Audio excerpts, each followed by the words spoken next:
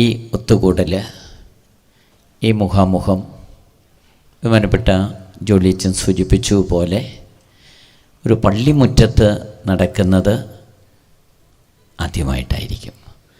അത് സംഘടിപ്പിച്ച ജോലിച്ചന് ഞാൻ പ്രത്യേകം ഈ അവസരത്തിൽ അഭിനന്ദനങ്ങൾ നേരുന്നു.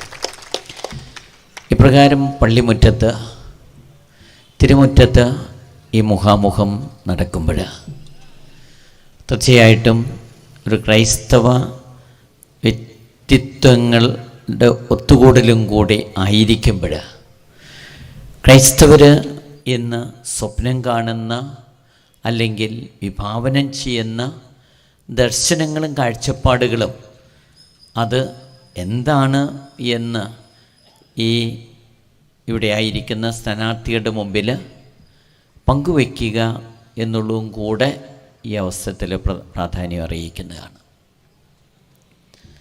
നമുക്കറിയാം, നമ്മുടെ ഭാരതം സമ്പദ് വ്യവസ്ഥയിൽ, ശാസ്ത്ര സാങ്കേതിക വിദ്യയിൽ ലോകത്തിൽ വെച്ച് മുന്നേറ്റങ്ങൾ കാഴ്ചവെക്കുന്ന രാഷ്ട്രങ്ങളിലൊന്ന്. സമ്പദ് വ്യവസ്ഥയിലും ശാസ്ത്ര സാങ്കേതിക വിദ്യയിലുമൊക്കെ ഏറ്റവും സമുന്നതമായിട്ടുള്ള ഉയർന്ന തലത്തിലുള്ള ഒരു വികസനം നടന്നു കഴിഞ്ഞിട്ടുണ്ട്. അതൊന്നും നമുക്ക് നിഷേധിക്കാനാകില്ല. സ്വാതന്ത്ര്യം കിട്ടിയിട്ട് 77 വർഷങ്ങൾ പിന്നിടുമ്പോൾ നമുക്ക് അഭിമാനത്തോടു കൂടെ പറയാൻ കഴിയും. എന്നാൽ നമുക്കൊക്കെ സാധാരണക്കാർക്കൊരു ഉത്കണ്ഠയുണ്ട്. ഈ വികസനം ഗ്രാമീണ മേഖലയിലേക്കും സാധാരണക്കാരിലേക്കും പാവപ്പെട്ടവരിലേക്കും ആദിവാസികളിലേക്കും ഗോത്രവിഭാഗങ്ങളിലേക്കും എത്തിപ്പെട്ടിട്ടുണ്ടോ എന്നുള്ളത് ആശങ്കയോടുകൂടിയാണ് നമ്മെല്ലാവരും കാണുന്നത്. ഇത്തവണ CBCI സമ്മേളനത്തിൽ അത് ആ സ്റ്റേറ്റ്മെൻറ്റിൽ വളരെ പ്രകടമായിട്ട് അത് ചോദിക്കുകയുണ്ടായി. സമ്പന്നരായിട്ട് വളരുകയും ദരിദ്രരായിട്ട് കൂപ്പുകുത്തുകയും ചെയ്യുന്ന ഒരവസ്ഥാവിശേഷം ഭാരതത്തിൽ വളർന്നുകൊണ്ടിരിക്കുന്നു എന്നുള്ളത് ഉത്കണ്ഠയോടുകൂടെ കാണുന്നതാണ്.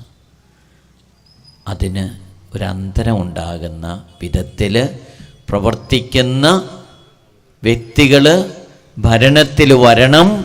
ഭരണം കേന്ദ്രത്തിലും ഉണ്ടാകണം. രണ്ടാമത്തെ കാര്യം,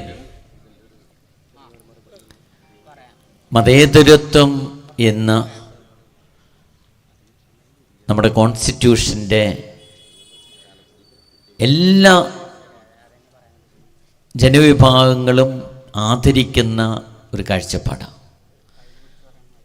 മതേതരത്വം എന്ന് പറഞ്ഞാൽ മതം വേണ്ട എന്നുള്ളതല്ല എന്ന് നമുക്കറിയാം. മറിച്ച് ഓരോ മതത്തിനും സ്വതന്ത്രമായിട്ട് അവരുടെ മതവിശ്വാസം പ്രചരിപ്പിക്കാനും മതവിശ്വാസത്തിൽ നിലനിൽക്കാനുമുള്ള സ്വാതന്ത്ര്യമുണ്ടാകുക എന്നുള്ളതാണ്. അതാണ് ഭാരതത്തിൻ്റെ കോൺസ്റ്റിറ്റ്യൂഷൻ വിഭാവനം ചെയ്യുന്നത്. ഈ കോൺസ്റ്റിറ്റ്യൂഷനെ നിലനിർത്തുകയും ആദരിക്കുകയും ബഹുമാനിക്കുകയും ചെയ്യുന്നവരായിരിക്കണം മുന്നോട്ട് വന്ന് ഈ ഭാരതത്തെ നയിക്കേണ്ടത്.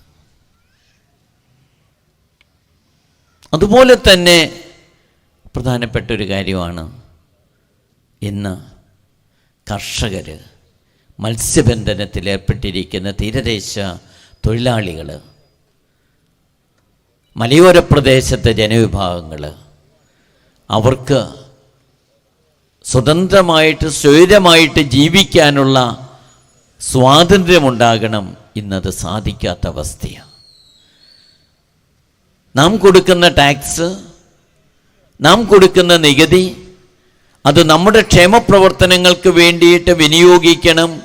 സ്വൈരമായിട്ട് മലയോര പ്രദേശത്തുള്ള ജനങ്ങൾക്ക് വന്യജീവികളിൽ നിന്ന്, ആക്രമണങ്ങളിൽ നിന്ന് സംരക്ഷിക്കപ്പെടണം. തീരദേശങ്ങളിൽ ഉള്ള മത്സ്യത്തൊഴിലാളികൾക്ക് അവർക്ക് ജീവിക്കാനായിട്ട്, സ്വൈരമായിട്ട് ജീവിക്കാനായിട്ട് സാധിക്കണം. അതിനാവശ്യമായിട്ടുള്ള ക്രമീകരണങ്ങൾ ചെയ്തു കൊടുക്കുന്നൊരു സർക്കാർ നമുക്ക് വേണം. ഇതുപോലെ തന്നെ ഞാൻ നീട്ടിപ്പറയുന്നില്ല. നാലാമത്തൊരു കാര്യം, നമ്മളെയൊക്കെ ഉത്കണ്ഠാകുലരാക്കുന്ന, ക്രൈസ്തവരെ ഉത്കണ്ഠാകുലരാക്കുന്നൊരു കാര്യമാണ് ക്രൈസ്തവ സ്ഥാപനങ്ങളും ക്രൈസ്തവ ആരാധനാലയങ്ങളും ഇന്ന് ഏറെ ആക്രമിക്കപ്പെടുന്ന ഒരവസ്ഥാവിശേഷമുണ്ട്. യഥാർത്ഥ മതവിശ്വാസി, അത് ക്രൈസ്തവനായാലും മുസ്ലിം ആയാലും ഹൈന്ദവനായാലും, അവർ ഒരിക്കലും തീവ്രതയിലേക്ക് കടക്കില്ല, തീവ്രവാദത്തേക്ക് കടക്കില്ല. എന്നാൽ ഈ യഥാർത്ഥ മതവിശ്വാസികളല്ലാത്തവ ക്രൈസ്തവ ആരാധനാലയങ്ങളെയും സ്ഥാപനങ്ങളെയും കോർണർ ചെയ്ത് ആക്രമിക്കുന്ന ഒരവസ്ഥാവിശേഷം ഇന്ന് വളർന്നുകൊണ്ടിരിക്കുക. വളരെയേറെ പേര് ജയിലിലടയ്ക്കപ്പെടുന്നു. ഒരു കുറ്റവും ചെയ്യാതെ കുറ്റം ആരോപിക്കപ്പെട്ട് ജയിലിലടയ്ക്കപ്പെടുന്നു.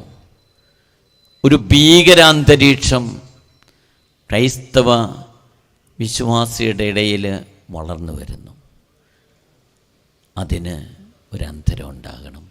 സ്വതന്ത്രമായിട്ട്, അത് ഏത് മതത്തിൽപ്പെട്ടവരായാലും സ്വതന്ത്രമായിട്ട് തങ്ങളുടെ വിശ്വാസം നിലനിർത്താനും തങ്ങളുടെ ആചാരങ്ങൾ നടത്തുവാനും തങ്ങൾ നടത്തുന്ന സാമൂഹ്യക്ഷേമ പ്രവർത്തനങ്ങൾ, മതപരമായിട്ടുള്ള പ്രവർത്തനങ്ങൾ, അത് തുടർന്നു കൊണ്ടുപോകാനുള്ള സ്വാതന്ത്ര്യം ഈ മതേതരത്വ രാഷ്ട്രത്തിൽ ഉണ്ടാകണം. അത് ക്രൈസ്തവർക്ക് മാത്രമല്ല, മറ്റെല്ലാ മതസ്ഥർക്കും അതുണ്ടാകണം. അതിനെ കർട്ടയിൽ ചെയ്യുന്ന, അതിനെ നിയന്ത്രിക്കുന്ന നിയമങ്ങൾ ഉണ്ടാകരുത്.